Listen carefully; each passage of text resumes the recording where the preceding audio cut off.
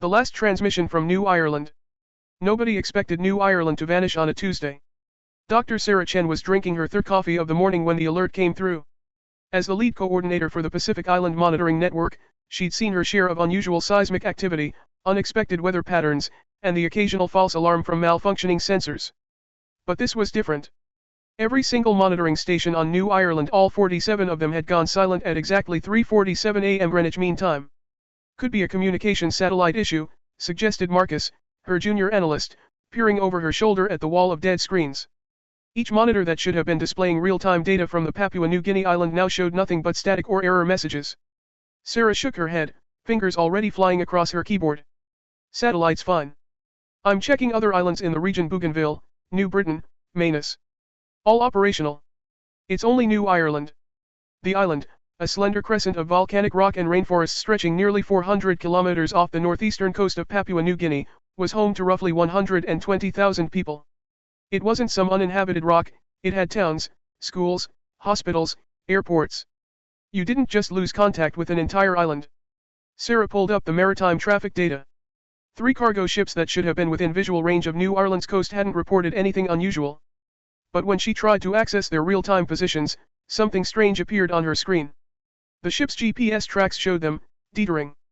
All 3 vessels had altered course in the night, swinging wide around where New Ireland should be. Marcus, pull up the satellite imagery. I want visual confirmation. On it? Marcus swiveled to his workstation, accessing the network's priority feed from several Earth observation satellites. The next available pass over the region would be in 8 minutes. Sarah used the time to make calls. First to the Papua New Guinea Disaster Management Office in Port Moresby, then to the Australian Bureau of Meteorology, and finally to her contact at the U.S. Geological Survey in Honolulu. Everyone had the same report: complete communications blackout from New Ireland starting at 3:47 a.m. GMT. No distress signals, no emergency beacons, nothing. That's not possible, said Dr. James Reeves from USGS, his voice crackling over the video call. Even in a catastrophic event, earthquake, tsunami, whatever, some systems would fail before others. You'd get fragmentary data, emergency broadcasts, something. This is like someone flipped a switch. Satellite imagery coming through now, Marcus announced. Sarah ended the call and rushed to Marcus's station. The high-resolution image was rendering line by line, revealing the deep blue of the Bismarck Sea, the green bulk of New Britain to the south, and... What the hell? Marcus breathed. Where New Ireland should have been, there was nothing but ocean. Not rubble, not submerged land mass visible beneath the water, not even debris. Just uninterrupted sea, as if the 8,650 square kilometer island had never existed at all. Sarah felt her coffee turn to acid in her stomach. That's impossible. Islands don't just disappear. Pull up the historical imagery. Show me yesterday. Marcus's hands shook as he navigated through the archive. Yesterday's image loaded. New Ireland was there, clear as day, its familiar shape unchanged. He loaded the image from 6 hours before the blackout, still there. Then images from weather satellites that had passed over during the blackout period itself. Empty ocean. We need to check the image metadata, Sarah said, forcing her voice to remain steady. Could be corrupted data, wrong coordinates, something. But she knew better. And as they spent the next hour verifying and re-verifying the imagery from multiple satellites and multiple agencies, the impossible truth settled over them like a shroud. New Ireland was gone. Part 2, the investigation. Within 12 hours, the situation had escalated from a monitoring station anomaly to a global crisis. The Australian Defence Force had scrambled reconnaissance aircraft. The US Navy diverted ships from exercises in the Philippine Sea. News networks worldwide interrupted regular programming with increasingly frantic coverage. By day 2, the ocean floor mapping confirmed what everyone feared but couldn't comprehend: the seafloor where New Ireland had stood showed no sign of collapse, no evidence of catastrophic subsidence. The bathymetry matched historical surveys of the region from before the island had formed millions of years ago. It was as if New Ireland had been surgically removed from reality.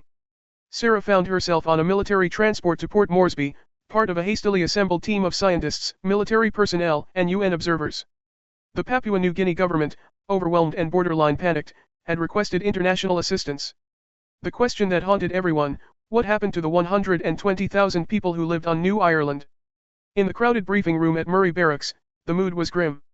Satellite communications showed no emergency signals, no life rafts, no debris fields. Every ship that had entered the area where New Ireland should be reported the same thing: deep ocean, normal conditions, Nothing unusual except for the absence of an entire island. Could it be some kind of weapon, asked a U.S. Navy commander. An experimental technology. Dr. Patricia Okonkwo, a geophysicist from Imperial College London, shook her head. No weapon we know of could do this. We're not just talking about destruction, the island is completely gone, replaced with ocean that looks like it's been there forever. The sediment patterns on the seafloor, the marine life distribution, everything suggests that patch of ocean has been undisturbed for thousands of years. Except we all know an island was there yesterday, Sarah added. We have decades of data, satellite imagery, thousands of photographs, census records. New Ireland existed. A liaison from Papua New Guinea's government spoke up, his voice heavy with emotion. And 120,000 of my countrymen live there. Their families are demanding answers we cannot give them. That night, unable to sleep in her hotel room, Sarah reviewed the data again on her laptop. Something had been nagging at her since the morning of the disappearance. She pulled up the exact timestamp, 3:47 a.m. GMT, which translated to 1:47 p.m. local time in New Ireland. She cross-referenced historical records. Her blood ran cold. Exactly 150 years earlier, on that same date and time, a massive volcanic eruption had been recorded in the New Ireland region. It had been one of the largest eruptions in the 19th century, devastating several coastal villages and dramatically reshaping the island's northern coast. She dug deeper, accessing geological surveys and historical records. The eruption had been unusual in several ways. Eyewitness accounts from European sailors described strange atmospheric phenomena, the sky turning green, the sea appearing to shimmer like oil, and reports of time moving strangely, people experiencing moments that seemed to repeat or skip forward. Sarah's hands trembled as she composed an email to Dr. Okonkwo, attaching her findings. The subject line read, I think we're looking at the wrong kind of phenomenon. Part 3, The Theory. The Emergency Scientific Council convened at dawn. Sarah presented her findings to a room full of skeptical faces. What you're suggesting, Dr. Okonkwo said carefully, is that New Ireland didn't disappear. It was erased from this timeline. I know how it sounds, Sarah replied. But look at the evidence. The island didn't sink, explode, or get destroyed. It's simply not there anymore, and where it was, the ocean exists in a state consistent with it never having been there at all. The only precedent we have for anything remotely similar is the strange phenomena reported during the 1875 eruption. A German physicist named Klaus Bergmann leaned forward. There have been theoretical papers about temporal anomalies associated with extreme geomagnetic events. Some fringe theories suggest that under precise conditions, massive energy release combined with specific alignments of Earth's magnetic field, you could create what amounts to a space-time bubble.